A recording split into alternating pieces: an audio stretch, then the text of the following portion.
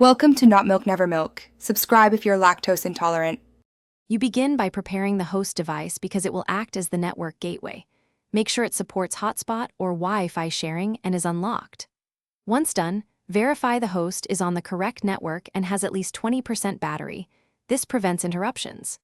Next, open the host's network settings, locate the hotspot or sharing option, and copy the SSID and password exactly, because mismatched credentials are the most common failure point.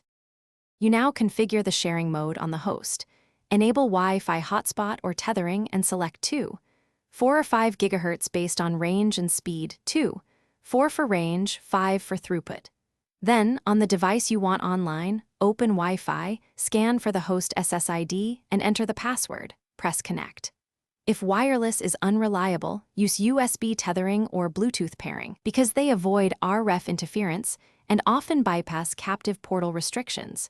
Make sure drivers or permissions are granted on both ends.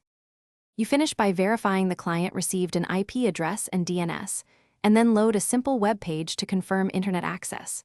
If it fails, restart the hotspot feature and reboot both devices. Simple resets clear many issues.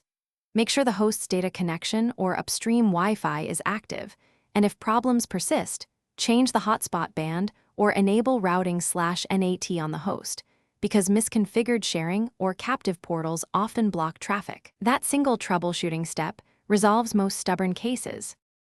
Thanks for watching. If this was helpful, leave a like and consider subscribing. See you next time.